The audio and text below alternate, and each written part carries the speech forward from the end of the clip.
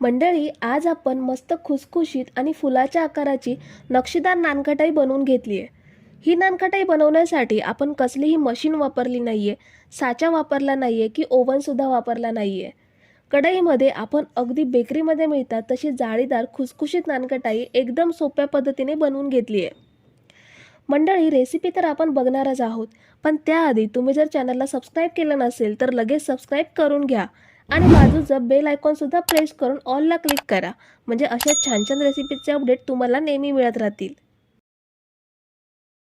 तर फुलांचे नक्षीदार नानकटाई बनवण्यासाठी सर्वात आधी आपण 1 वाटी साखर मिक्सर जारमध्ये घेऊयात. साखर आपल्याला दळून पावडर बनवून घ्यायची आहे. सर्व साहित्य आपण या एकाच वाटीने घेणार आहोत. कोणतीही एक वाटी सेट करायची आणि सगळं साहित्य एकाच वाटीने घ्यायचं. तर ही बघा, साखर आपण छान बारीक दळून घेतली आहे. आता ही पावडर एका मिक्सिंग बाउलमध्ये ट्रान्सफर करून घेऊयात. ह्यामध्ये आपल्याला 1 वाटी तूप घ्यायचं आहे. तुपाऐवजी तुम्ही डालड्याचा सुद्धा वापर करू शकता. पिठी साखर तुपामध्ये मिक्स करून घ्यायची आहे. पिठी साखर आणि तूप मिक्स झाल्यावरती आपल्याला हे मिश्रण 2 ते 3 मिनिटे एकाच डायरेक्शनमध्ये ढवळून घ्यायचं आहे. यामुळे मिश्रण हलकं बनतं आणि नानकटाईला छान जाळी पडते.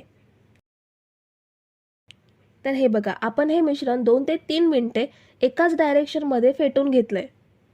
जशी केकची क्रीम असते सेम तसंच हे मिश्रण पांढरं शुभ्र आणि हलकं तयार झालंय. आता यामध्ये 2 वाटी मैदा घेऊयात. मैद्याऐवजी गव्हाच्या पिठाचा सुद्धा वापर करू शकता. मैदा घेतल्यानंतर 1 वाटी बेसन घ्यायचं आहे. मैदा आणि बेसन घेतल्यानंतर आपल्याला ह्यामध्ये पाव चमचा बेकिंग पावडर घ्यायची आहे. आपला जो पोहे खायचा चमचा असतो त्या चमच्याने पाव चमचा बेकिंग पावडर घेतली आहे. आणि 3 ते 4 चिमूट एवढा खायचा सोडा घेऊयात. पाव वाटी दूध घ्यायचं आहे. गरम करून थंड केलेलं गाईचं किंवा म्हशीचं जे अवेलेबल असेल ते दूध घेऊ शकता. दुधाचा आपल्याला जास्त वापर करायचा नाही आहे. जेवढं दूध घेतलंय तेवढंच दूध पुरेसं आहे. आता हे सगळं मिश्रण हलक्या हाताने मिक्स करून घ्यायचं. मिश्रण एकत्र करताना किंवा गोळा बनवताना कोरडा वाटत असला तरीही हाताच्या गरमीने ह्याला ओलावा निर्माण होतो आणि याचा छान गोळा तयार होतो. हे मिश्रण आपल्याला चपातीच्या पिठाप्रमाणे अजिबात मळून घ्यायचं नाहीये. फक्त एकत्र येऊन गोळा बनत नाही तोपर्यंतच हलक्या हाताने मिक्स करून घ्यायचं. तर हे बघा, 3 मिनिटातच याचा छान गोळा तयार झालाय. आता आपल्याला ह्या गोळ्याचे छोटे छोटे पण समान गोळे करून घ्यायचे आहेत. त्यासाठी मी असा चमचा घेतलाय. त्यामध्ये पीठ सेट करून काढून घ्यायचं आहे. ह्यामुळे आपल्या सर्व नानकटाई एक समान एकसारख्या बनतील. तुम्ही सुद्धा चमच्याच्या मदतीने किंवा छोटी वाटी असेल तर ती घेऊ शकता किंवा अंदाजाने सुद्धा गोळे बनवू शकता. तर इथे मी सर्व मिश्रणाचे एक समान गोळे बनवून घेतलेत. आता नानकटाई तयार करायच्या आधी आपण प्लेट तयार करून घेऊयात. इथे मी एका प्लेटला तूप लावून घेते. तुम्ही तेलाचा सुद्धा वापर करू शकता. तूप लावून झाल्यावर बटर पेपर ठेवूयात आणि ह्याला सुद्धा वरून हलकं तूप लावून घेऊयात.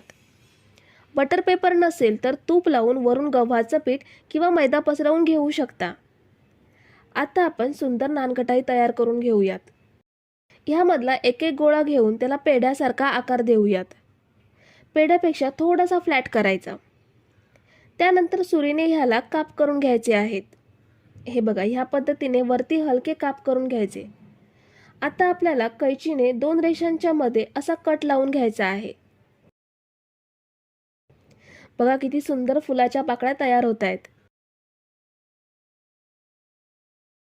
आता आपल्याला हे फूल डबल पाकळ्यांचे करून घ्यायचे आहे. त्यासाठी 2 पाकळ्यांच्या मध्ये सुरीने ह्या पद्धतीने कट लावून घ्यायचे आहेत. सुरीने कट करताना एका गोष्टीची काळजी घ्या, ती म्हणजे सुरी धारदार नसावी, कारण हाताला इजा पोचू नये म्हणून. कट लावून झाल्यावर ह्याला सुद्धा आपल्याला पाकळ्यांचा आकार द्यायचा आहे. खूप सोपी पद्धत आहे. पहिल्यांदा बनवत असाल तरीही परफेक्ट बनेल एवढी सोपी पद्धत आहे.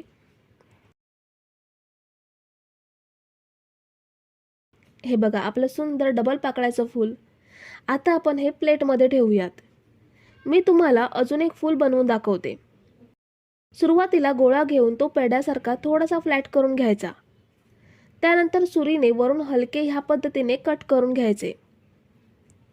2 रेषांच्या मध्ये कैचीने असा कट केल्यावर सुंदर पाकळ्या तयार होतात. 2 पाकळ्यांच्या मध्ये सुरीने कट द्यायचा आणि त्याला पुन्हा हाताने पाकळ्यांचा शेप द्यायचा. हे बघा, आपलं दुसरं सुंदर फूल तयार. हे सुद्धा प्लेटमध्ये ठेवूयात. प्लेटमध्ये ठेवताना थोडी जागा सोडूनच नानकटाई सेट करायची. बाकीच्या नानकटाई पण अशाच बनवून घेऊयात. तर हे बघा, इथे मी 5 नानकटाई अशा जागा करून सेट करून घेतल्यात. आता ह्या आपण बेक कशा करायच्या ते पाहूयात. कढई मी 5 मिनिटे स्लो टू मीडियम गॅसवरती प्रीहीट करून घेतली आहे.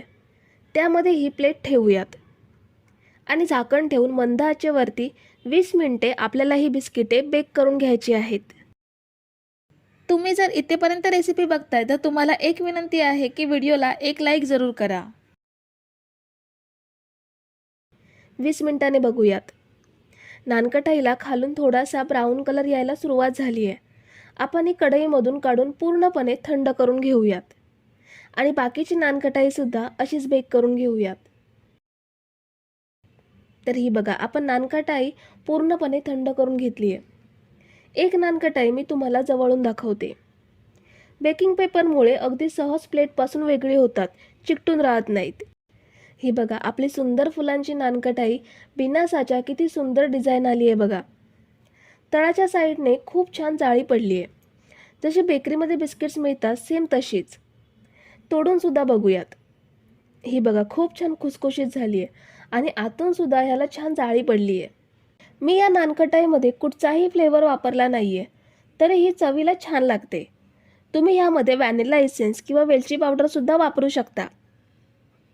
तुम्ही बऱ्याच वेळा नानकटाई बनवली असेल, पण एकदा ह्या पद्धतीने नक्की ट्राय करून पहा.